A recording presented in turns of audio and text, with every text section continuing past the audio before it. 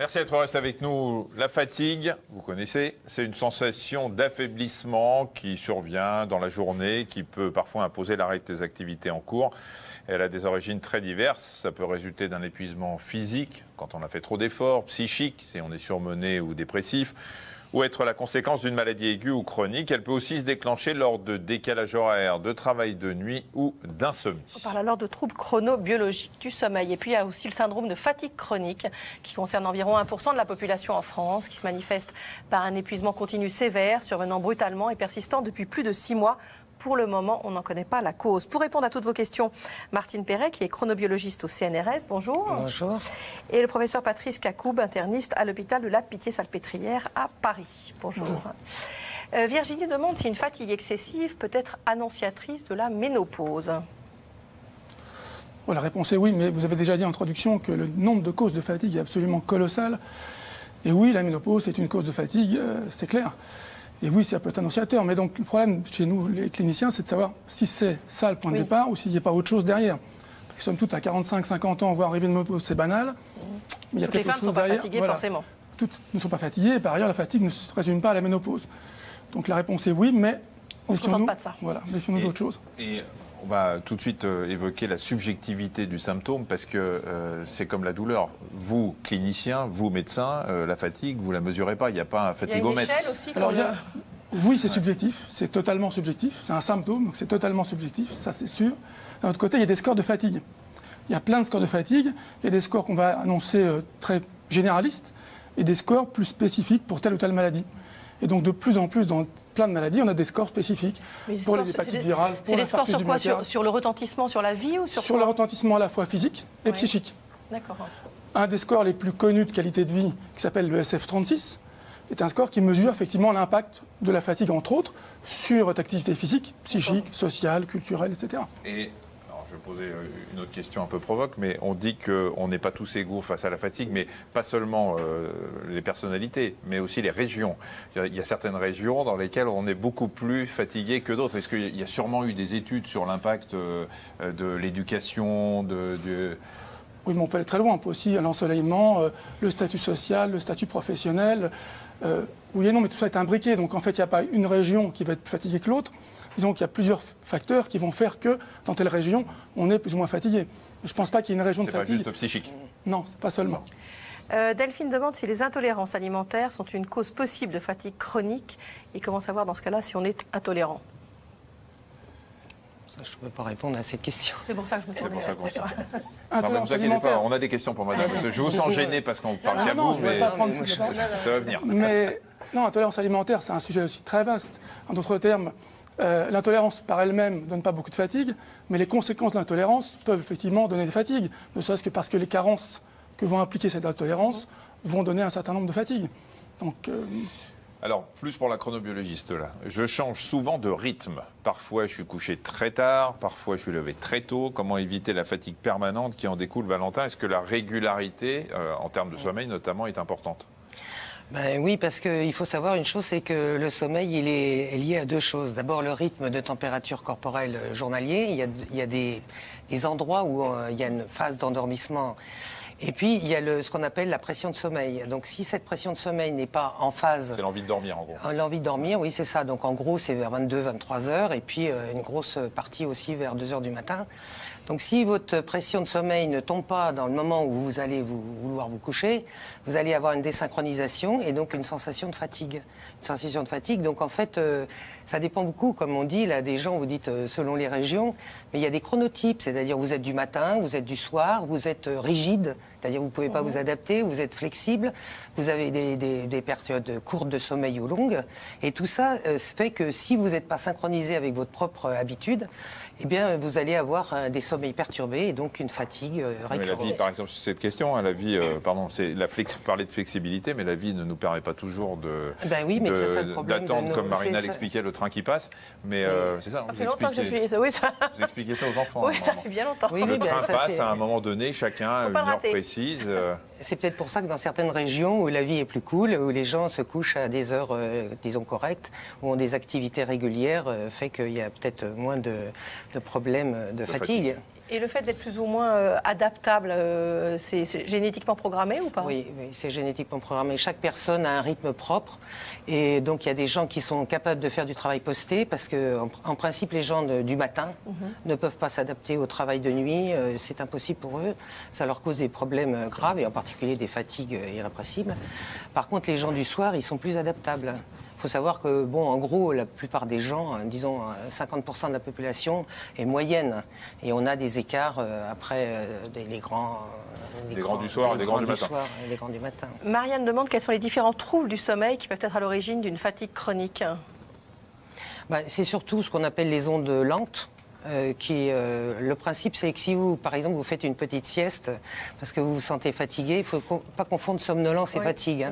Donc là, c'est la mauvaise heure pour vous parce que c'est le moment où la vigilance tombe et où la plupart du temps... bien dire, madame. C'est tous les jours à la même heure. Voilà. Et où le café est là pour ça. En fait, c'est parce qu'on a une baisse de température après le repas et donc on a une tendance à avoir un peu de somnolence, mais ce n'est pas de la fatigue. Donc si vous faites une petite sieste, eh bien, ça va vous provoquer peut-être des insomnies le soir. Pareil, les gens qui s'endorment devant la télé, ils regardent la télé, bon, ils s'endorment et puis ils se réveillent et puis ils vont se recoucher, ils vont avoir des insomnies. Donc des fois, le fait de s'endormir à des mauvais moments cause des problèmes de sommeil dans la nuit. Ensuite une fatigue. Oui, et ensuite une fatigue. Est-ce que je peux compléter Bien sûr, cette réponse? mais bien sûr. Ça peut être dans l'autre sens. C'est-à-dire qu'un trouble du sommeil ou un sommeil incomplet va entraîner la fatigue. Et en fait, le sommeil incomplet, par exemple dans l'apnée du sommeil, est un grand classique. Les gens se réveillent le matin fatigués parce que le sommeil n'est pas réparateur, pour des raisons d'hypoventilation et d'hypooxygénation pendant la nuit. Et donc le matin, ils sont fatigués. Et en fait, leur fatigue est uniquement liée au fait que le sommeil n'a pas été réparateur. Donc il est bien crucial, au-delà de l'insomnie simple, on va dire, j'arrive pas à m'endormir ou je me réveille trop tôt, d'essayer d'analyser mieux ce qui s'est passé pendant le sommeil pour être sûr que ce n'est pas une cause de la fatigue journalière. C'est le cas de la maladie de Tsetse, de la mouche Tsetse par exemple. Hein. On dit que les gens dorment, mais c'est pas qu'ils dorment, c'est qu'ils sont somnolents parce qu'ils n'arrivent pas à dormir. Ils sont décalés en fait. Voilà, ils sont décalés. Pardon, juste un mot sur la fatigue chronique. Marina disait tout à l'heure qu'on n'arrivait toujours pas à trouver les causes de cette fatigue chronique. Du syndrome de fatigue chronique. C'était ce qu'on appelle le Yuppies syndrome aussi à une époque. Il y a eu 42 appellations. Ça fait il y a 20 ans, autant il y a on en parlait déjà. déjà. Aussi peu on connaît le syndrome. Et on sait bien le syndrome, hein, le tableau est assez clair. C'est des gens plutôt jeunes qui sont fatigués assez brutalement, en quelques semaines, on va dire, et qui ont mal partout, douleur articulaire, douleur musculaire, plutôt des femmes que des hommes d'ailleurs, qui ont des maux de tête associés. Donc on connaît bien le tableau, parfois un petit peu de pharyngite. Et après, la cause, c'est un grand mystère. Ont été incriminés des virus, sans conclusion, des maladies immunologiques, sans conclusion. Donc pour l'instant, on ne connaît pas la cause. C'est un syndrome assez prévalent quand même, hein, vous l'avez dit en commençant l'émission. Et les limites entre la fatigue chronique et la dépression sont encore source de discussion. Hervé demande si la vitamine C est réellement excitante ou stimulante et quels sont les effets de la glucuronamide. On va regarder un petit reportage sur les produits contre la fatigue, Michel. Oui, parce qu'en pharmacie, on ne trouve pas moins de 24 produits en vente libre pour lutter contre la fatigue, sans même évoquer la phytothérapie. Alors, il y a les combinés de vitamines, des sels minéraux, des compléments alimentaires. Ils ont tous pour objectif de stimuler notre organisme, mais comment choisir le produit le plus adapté à ces symptômes? Reportage Guillaume Morinec, Claude Pavelec, Gabriel Carrère. Vitamine C, magnésium, guarana, les Français consomment énormément de compléments alimentaires censés mettre fin à leur fatigue. Ces produits vendus sans ordonnance ne doivent pas pour autant être pris sans conseil. Quand quelqu'un vient se présenter pour une demande concernant la fatigue, on commence déjà par un interrogatoire comme tout conseil en officine. La première question qu'on pose, c'est de savoir depuis combien de temps la personne est fatiguée et si elle a des raisons pour expliquer cette fatigue. Pour lutter contre des réveils difficiles où on se sent épuisé, les produits les plus vendus sont le magnésium et la vitamine C. La vitamine C, c'est quelque chose qui permet d'optimiser les cycles cellulaires. C'est un tonique, donc ça vous donne apparemment de l'énergie. Le magnésium, ça permet d'équilibrer le sommeil, de se sentir plus calme. Le magnésium s'élimine très rapidement quand on a un stress de quelque origine que ce soit. Et c'est important de recharger les batteries. Il est recommandé de prendre la vitamine C le matin et le magnésium le soir. Mais il existe aussi d'autres familles de produits pour lutter contre la fatigue. En premier, les stimulants, très utilisés par les étudiants au moment des examens. Les produits stimulants, c'est essentiellement des produits composés d'acides aminés qui est facilement assimilé et qui permet de retrouver du tonus rapidement. Il faut savoir que ces produits-là ne doivent pas être pris plus de 3 semaines parce qu'ils provoquent des palpitations. Trop de stimulants et trop de café pour rester éveillé risquent de provoquer rapidement de vrais problèmes de santé. Il faut donc s'en méfier. Et dans ces périodes d'effort où l'on doit travailler plus, les repas sont souvent rapides et déséquilibrés, ce qui augmente la fatigue. Les compléments alimentaires servent essentiellement à équilibrer une alimentation qui n'est pas forcément idéale et à stimuler aussi les défenses immunitaires. C'est-à-dire que ça équilibre les apports en vitamines, minéraux et probiotiques afin que l'organisme soit suffisamment alimenté en éléments essentiels. Attention toutefois, ces produits ne doivent pas se substituer à une alimentation équilibrée. Autre symptôme lié à la fatigue, les problèmes de sommeil. Avec le stress, les nuits peuvent être courtes et la tentation d'utiliser des somnifères en vente libre pour dormir et des stimulants pour se réveiller est fréquente. Comme tous les médicaments, on ne prend pas les produits sans risque. Ça fait travailler le foie et les reins essentiellement et tout ce qui n'est pas nécessaire est éliminé. Et c'est ridicule de se surcharger en vitamines, minéraux et autres produits. Pour lutter contre un surmenage ou un épuisement passager, ces produits peuvent être efficaces. Mais attention, la fatigue reste un symptôme qui peut annoncer le début d'une pathologie. Si elle persiste au-delà d'un mois, il est impératif de consulter votre médecin. Chantal demande s'il faut être prudent avec les vitamines. Disons que tout excès serait un petit peu délétère. Et j'écoutais avec intérêt le reportage là, juste avant. Le niveau de preuve quand même des suppléments alimentaires, quels qu'ils soient, est quand même assez faible. En d'autres termes, soit vous êtes carencé en fer, en calcium, en vitamine D, en ce que vous voulez. Authentifiée Une par des carence examens. authentifiée avec un test biologique qui vous a montré la carence. Il faut corriger la carence, c'est une évidence. Par exemple, la carence en vitamine D ou en fer est un grand classique dans le cadre de la fatigue. Pour le reste, les super acides aminés qui vont être absorbés et vous donner le tonus, super tonus. C'est La pas une garantie démonstration. scientifique. Et à part la caféine ou la guarana, là, mais c'est le truc qui excite. Ça, Exactement. Ça ne fait pas passer la fatigue. Absolument. Ça vous excite quelques temps. Quelques minutes ou quelques heures. Alors justement, puisqu'on parle de vitamines, les gens qui prennent de la vitamine C, par exemple, beaucoup, ils en prennent à un moment de la journée où ils se sentent un peu fatigués. Chronobiologiquement, c'est une aberration. Oui, il faut le prendre le matin, c'est le principe, le jus d'orange le matin, voilà. C'est pareil, le sport, on dit que le sport est très important, il ne faut pas faire du sport intensif le soir. Ça fait monter la température. Oui, ça fait monter la température, donc vous allez avoir un sommeil retardé. Donc il faut faire le sport le matin ou en fin de matinée. Et puis, mais bon, on dit toujours que pour avoir des bons rythmes et avoir un bon sommeil, il y a ce qu'on appelle des donneurs de temps. Il y a la lumière, bien sûr, il y a l'alimentation, et puis il y a surtout, enfin bon, je ne me rappelle plus le quatrième, mais il y a le plaisir, la joie de vivre. Et donc, disait déjà Rabelais, les joyeux dorment bien. Donc, ils sont moins fatigués après. Voilà, on est moins fatigué après un bon rayon. Vous avez encore un quart d'heure pour trouver le quatrième. D'accord. Une Je crois que c'est maladie, la chaleur. Voilà. maladie chronique, j'ai une sclérose en plaques. Je suis très fatiguée au coucher et au réveil. Je n'ai pas l'impression d'avoir dormi. Est-ce qu'il y a un lien avec la sclérose en plaques? C'est une maladie fatigante? La réponse est oui. Comme beaucoup de maladies chroniques, la sclérose en plaques est inflammatoire et en plus immunologique. Ces maladies-là donnent de la fatigue. On sait à peu près pourquoi, parce qu'il y a une sécrétion de certaines protéines qu'on appelle les cytokines qui donnent de la fatigue. Et donc dans celle-là, comme parmi d'autres, oui, la maladie elle-même est un signe de fatigue à tel point que parfois on modifie le traitement de la maladie de fond uniquement parce que la fatigue est prégnante, même s'il n'y a pas de poussée neurologique par exemple. Donc oui, c'est un symptôme parmi d'autres dans cette maladie. Ça veut dire que ce sont des patients qui organisent leur vie en tenant compte de leur fatigue. Qui s'adaptent, absolument. Alors, en parlant de maladies qui fatiguent, il y a le cancer. J'ai eu un cancer il y a 7 ans, toujours traité par létrozole. Ma fatigue persistante n'est pas prise en compte. M'en sortirai-je, Marie? Difficile de répondre précisément parce qu'on n'a pas le dossier, mais la fatigue après, bon là la personne est toujours traitée. Mais les personnes qui ont eu un cancer, chimiothérapie, radiothérapie, des traitements fatigants, combien de temps pour s'en remettre? Ça peut prendre du temps. Ça peut prendre du temps. C'est pas 3 mois, c'est plutôt peut-être 1 an ou 2. Mais en tout cas, dans l'autre sens, 2 ou 3 ans après la rémission, comme on dit, du cancer, si la patiente ou le patient est fatigué, il faut chercher autre chose. Et pas se dire, j'ai eu le traitement il y a 6 mois et demi, le traitement est fini, je suis en rémission, et c'est encore ça qui me fatigue. Donc à un moment donné, alors il n'y a pas une date coup près. C'est pas 6 mois avant, 6 mois après, mais disons qu'1 an ou 2 après la mise en rémission du cancer ou d'autres maladies, il n'y a aucune raison de fatiguer. J'ai une autre illustration du même type, c'est des gens qui ont une hépatite virale. C, par exemple, pour ne pas la nommer. Grande période de fatigue. Vous traitez la maladie. Si la fatigue persiste. D'accord. Le traitement est épuisant, on le sait. Enfin, épuisé, parce que le nouveau fatigue moins. Mais disons, le traitement épuise. Vous guérissez la maladie. 6 mois, 1 an après, il n'y a plus de fatigue. S'il y a de la fatigue qui persiste, cherchez autre chose. D'accord. Hélène se dit extrêmement fatiguée depuis 2 semaines et malgré des nuits de 10 heures, elle se réveille comme si elle avait fait une nuit blanche. Elle demande ce qu'il peut y avoir comme explication à une fatigue d'apparition quand même assez brutale. On commence la médecine en 10 questions, en 1000 pages.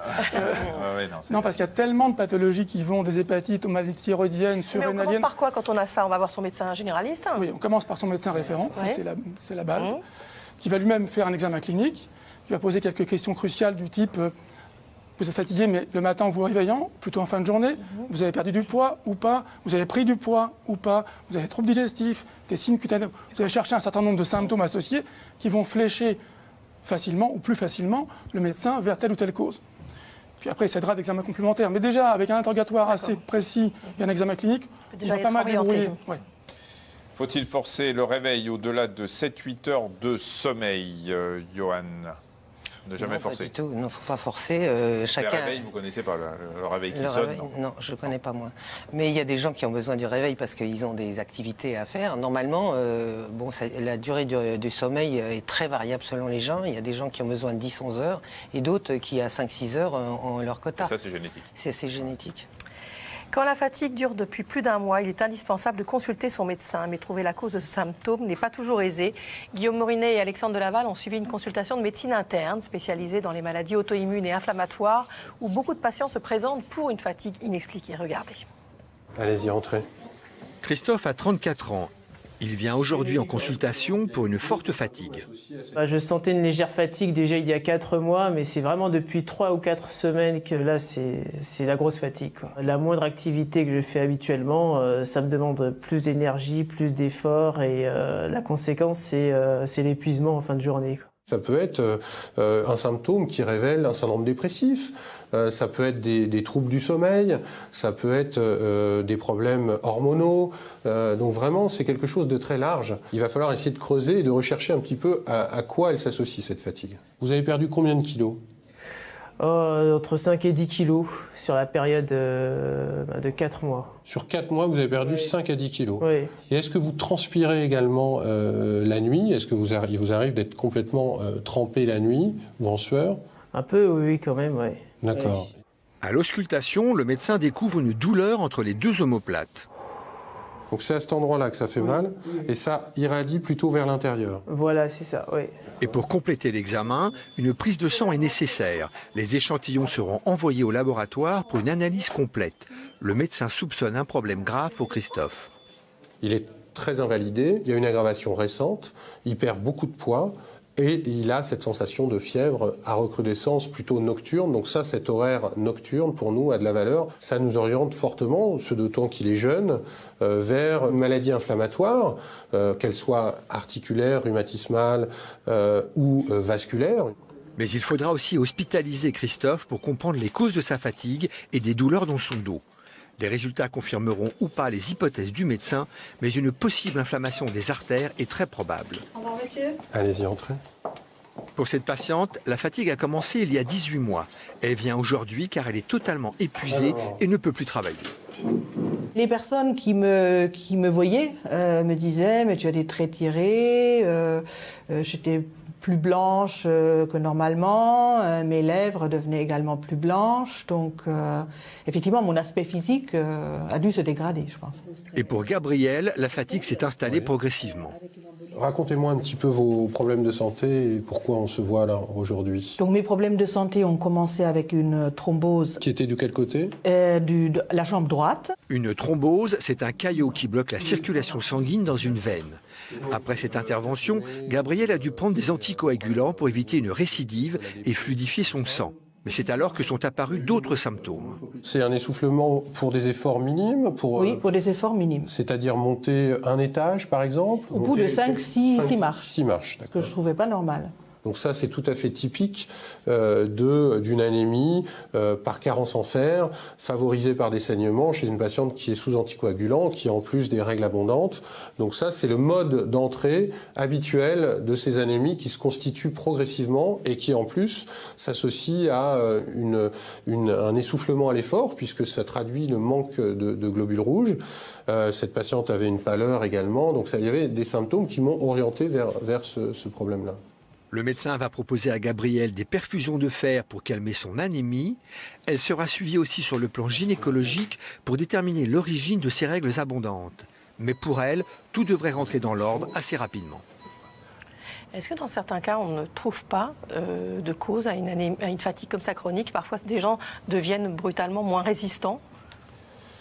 Bien souvent, quand on a fait le tour de piste que je vous ai expliqué tout à l'heure, c'est-à-dire on a cherché un certain nombre de causes, et la liste, encore une fois, est longue, et qu'on ne trouve pas grand-chose, on a tendance à dire que c'est peut-être une dépression masquée, qui est aussi un grand pourvoyeur de fatigue, et a beaucoup de déprimés dans notre pays, et donc on va glisser. Alors, c'est pas si facile, parce qu'encore une fois, la dépression, comme je vous dis, elle est masquée, donc les gens ne pleurent pas, ils n'ont pas forcément perdu du poids, c'est pas si évident que ça, et souvent, à ce moment de la discussion, on va faire un traitement dit d'épreuve, donner un traitement antidépresseur, et puis si en quelques semaines, la fatigue régresse, on a la solution. Ça ne régresse pas, on rediscute, et on recherche peut-être d'autres pathologies qui peuvent apparaître dans le temps, décalées parfois.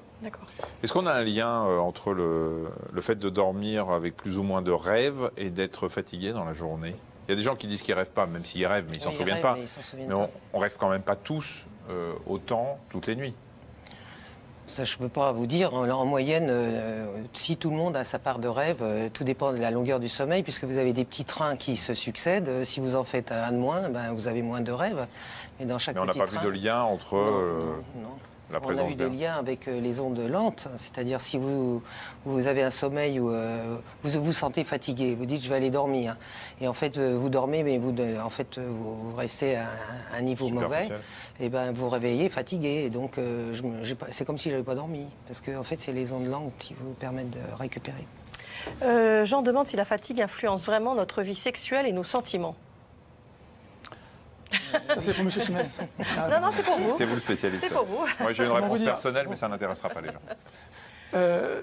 La fatigue impacte sur toute la vie, sociale, professionnelle, sexuelle, affective. Voilà. Donc tout est au ralenti, on va dire. Donc ça y compris. Ça fait 10 ans que je me lève plusieurs fois par nuit. Cela m'épuise. J'ai essayé beaucoup de méthodes, médicaments, hypnose, thérapie. Que faire? Alors, on sait plusieurs fois par nuit. Si c'est un homme, peut-être parce qu'il a la prostate qui le chatouille. Enfin, ça fait 10 ans quand même. Il faudrait peut-être aller voir un urologue, non? Surtout qu'il n'aurait peut-être pas essayé l'hypnose et la thérapie s'il savait que c'était un problème de prostate. Bah oui. Enfin, moi je dis ça. Bah vous dites rien. C'est mais ça. vous le dites quand même. C'est ça. Donc, des gens qui se lèvent 10 fois par nuit et ils ont un sommeil complètement déréglé en plus. Mais c'est surtout, souvent aussi, les gens, ils angoissent de se réveiller, donc ça les fait réveiller. C'est un cercle vicieux. C'est un cercle vicieux. C'est-à-dire que plus vous vous réveillez, plus vous avez l'angoisse d'abord de ne pas vous rendormir, plus de vous réveiller après, etc., etc. Donc ça fait un espèce de cercle. Donc, et on sait comment on rompt ce cercle? Ça, je pense que si vous passez par la médine, je vois en passant en dormant et en se disant pas en dormant qu'on risque de se réveiller. Les gens qui vont disent... Non, mais on peut éventuellement, pardon, je vous interromps. Dans ce cas-là, s'il y a un cercle vicieux qui est instauré, peut-être donner un somnifère pour casser le cercle vicieux, favoriser un sommeil plus réparateur, un anxiolytique éventuellement, le temps que le patient retrouve son cycle normal, puis après arrêter le somnifère, arrêter l'anxiolytique. Ils ne sont pas des traitements au long cours. Pour relancer la machine. Voilà, pour recycler la machine. Gaëlle est très fatiguée depuis son accouchement. Elle demande quelles sont les solutions. S'il n'y a rien eu de pathologique, de saignement particulièrement abondant, c'est un petit peu de patience. Alors, pas seulement. Grossesse égale carence en fer, pratiquement. Éventuellement d'autres vitamines. Et donc, à distance, il est urgent de regarder chez cette dame s'il n'y a pas une carence ou une anémie d'abord qui a pu rester après la grossesse, avec ou sans anémie, une carence martiale, qui est une grande pourvoyeuse, notamment dans le postpartum. D'accord. Et vous oubliez aussi, je ne voudrais pas dire, mais le réveil précoce avec le bébé. Sans compter les enfants qui se réveillent. Mais ça, malheureusement, il n'y a pas forcément de solution, si c'est de partager avec le conjoint. Il y en a une, il ne se réveille pas encore parce qu'elle est enceinte d'1 mois, donc on ne peut pas dire que ce soit ça. Il ne donne pas de coup de pied non plus, à 1 mois, enfin, ou s'il en donne, on ne les sent pas. Et je suis très fatigué. Alors, est-ce que ça joue sur la chronobiologie, la grossesse, le début de grossesse? Le début de grossesse, non. Ce qu'il y a, c'est qu'il y a un changement hormonal complet. Donc, ça peut jouer aussi sur l'équilibre, je dirais, de vie de la personne. Mais pas sur le rythme circadien, ce qu'on appelle le rythme circadien, c'est-à-dire sur 24 heures. Le début de grossesse ne joue pas? Non. Enfin bon, à ma connaissance, il n'y a pas d'études là-dessus, mais surtout au bout d'1 mois, c'est pas... Alors au moment de la grossesse? Oui, plus tard. Mais quand? Quand le bébé commence à avoir vraiment de la position, d'abord on dort mal, puisqu'on ne peut pas se mettre dans la position où on veut, et puis le rythme, les hormones étant extrêmement élevées, normalement on a un très bon sommeil en début de nuit, et puis un plus mauvais sommeil en fin de nuit, donc mais bon, c'est gérable sur la plupart des personnes. Hein, donc, Est-ce qu'il y a un temps à respecter entre le dîner et le coucher pour améliorer le sommeil? Oui. Combien de temps il faut, Voilà. faut expliquer à Là, peu vous près. avez la réponse. Non, mais d'accord, est-ce qu'il y a un temps? Alors, Oui. je vais compléter combien à peu près? Voilà, la question Oui, mais c'était bon, y a-t-il? Oui, mais je complète. Donc c'est oui. Je vais répondre d'une façon un peu, disons, humoristique. Tout dépend de ce que vous allez manger. Si vous mangez une énorme choucroute, il ne faut pas vous coucher dans la demi-heure qui suit, c'est bien sûr. Mais bon, si vous avez juste vous avez mangé pris un bouillon, une petite soupe et une poire, Oui, ça la va. choucroute en flatule et c'est pas bon pour le sommeil, je peux vous dire, madame. Enfin, je peux vous dire. Oui, vous voulez nous en parler? Pas du tout. J'ai lu des études Non, là-dessus. j'ai Ah, pas- bien j'ai sûr. pas de Vous problème avez avec des la lectures choucroute. fascinantes. Vous n'avez pas de problème avec la choucroute, madame? Nous en pas sommes du ravis. Et nous, on est embêtés, vous en ayez, Michel. Ben, je n'ai pas dit que j'en avais, j'ai dit j'ai lu des études sur le rapport entre la choucroute et le sommeil. Quels aliments peuvent nous booster à part les fruits? La choucroute, on l'a compris. Pourquoi les fruits? Pourquoi les fruits? Parce qu'il y a des vitamines C, madame. Et c'est vous qui nous l'avez dit. Le jus d'orange le matin. Oui, non, mais pourquoi? Vous voulez qu'on repasse vos propos? Quels aliments, à part les fruits je sais pas, les lentilles pour le faire. Ah, ça flatule aussi les lentilles. Oh, mais Michel, vous avez vraiment des problèmes. Hein. Mais ça non. dépend comment vous les faites cuire. J'ai lu des études sur flatulence et lentilles. Je suis pas sûr qu'il y a beaucoup d'aliments qui boostent, Oui. Oui. à part ceux qui ont la vitamine C, pour les autres, Donc les fruits. les fruits. On est bien d'accord. Avec une tension à 9, je suis toujours fatiguée, je ne suis pas en hypothyroïdie, le bilan sanguin est normal. Est-ce qu'il y a un remède au fait simplement d'être hypotendu? Est-ce que l'hypotension, ça fatigue? La Enfin, une tension basse, tension basse Pas fatigue. hypotension. Attention aux mots qu'on utilise, l'hypotension est relative. Oui. Si cette personne a toujours 9,6 Voilà. de tension, elle n'a pas d'hypotension. Sa est-ce- tension est à 9,6. Mais est-ce que ça fatigue d'être La toujours à tension 9,6? à 9,6, non. D'accord. De passer de 12 à 9, oui. Tout à fait. Est-ce que c'est la fatigue? Est-ce que c'est la tension basse qui fatigue ou est-ce que c'est la fatigue qui fait baisser la tension? Ça dépend de la pathologie en dessous. C'est-à-dire qu'il y a des pathologies, effectivement, notamment surrénaliennes, par exemple, ou thyroïdiennes, qui peuvent effectivement donner des tensions basses, et dans ce cas-là, donner de la fatigue. Donc voilà, la vie n'est pas simple. Sophie a le remède anti-fatigue, c'est de nous regarder. Merci pour votre bonne humeur, nous dit Sophie. Merci beaucoup à vous. Merci à tous les deux d'être venus. Demain, dans le docteur, on répondra à toutes vos questions sur le soja. Soja, c'est bon, non, ça Mais c'est booste. pour demain, ça, Michel. Bah oui, ça non, flatule. non, non, justement. Alors le soja, ça flatule pas du tout. Là aussi, On verra j'ai ça lu des demain, en tout études. cas. Calorique, c'est bien. Très bien, merci. On vous retrouve demain à 13h40. Je vous rappelle que vous pouvez revoir cette émission à partir de 16h sur allodocteur au pluriel.fr. À demain. Passez une très bonne après-midi. À demain. Au revoir.